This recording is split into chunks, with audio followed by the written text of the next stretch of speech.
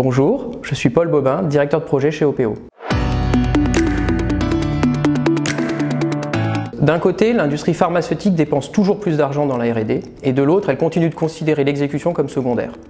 Pour donner quelques ordres de grandeur, le développement d'une nouvelle molécule coûte 2,2 milliards d'euros. C'est 70% de plus qu'en 2013, et cette tendance haussière, elle est loin de s'inverser, puisque les grands groupes pharmaceutiques continuent d'investir massivement dans leur R&D pour développer leur pipeline, synonyme de valorisation boursière. Et pourtant, malgré ces investissements colossaux, l'excellence opérationnelle reste le parent pauvre de la R&D, bien loin de la position qu'elle occupe, notamment en production. C'est un peu comme s'il suffisait de mettre de l'argent sur la table, de réunir les meilleures personnes, de leur donner les meilleurs outils pour créer des blockbusters sans tenir compte du modèle opérationnel et de son amélioration. Et c'est exactement là que réside le paradoxe. Donc les modèles opérationnels en R&D ont du mal à évoluer parce qu'ils sont confrontés à trois freins majeurs. Le premier frein, c'est un frein culturel. Dans la R&D, l'excellence est avant tout scientifique et la standardisation fait peur. Même standardiser une réunion de pilotage de projet, c'est souvent perçu comme une tentative de brider l'innovation, brider la créativité, limiter la liberté des échanges desquels pourrait naître une idée nouvelle.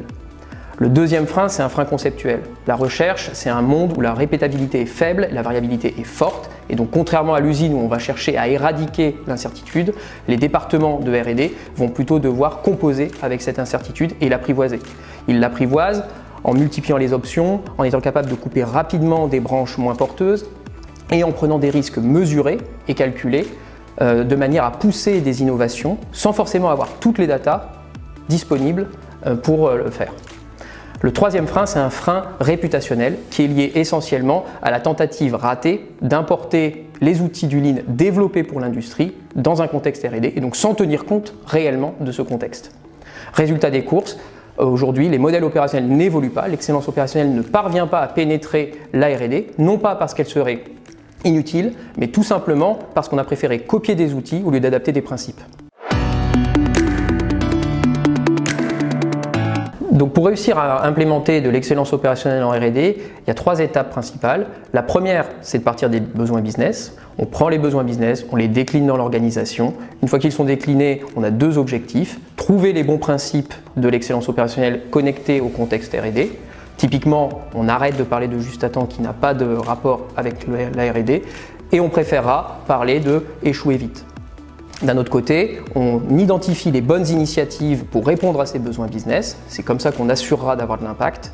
Et par exemple, on arrête de vouloir déployer du 5S dans toute l'organisation, y compris dans les bureaux des chercheurs, et on préférera travailler sur les règles de passage de jalon d'un projet. La deuxième étape, c'est d'essayer de prouver l'impact localement, de faire des démonstrations que ça marche. Pour ça, il faut commencer sur des petits périmètres, notamment en développement parce que la culture de l'exécution est déjà présente à cet endroit-là. Et c'est là qu'on peut innover en termes de méthodologie, aller chercher d'autres typologies de méthodes, typiquement du codev pour résoudre des problèmes au lieu de classique recherche de causes racines.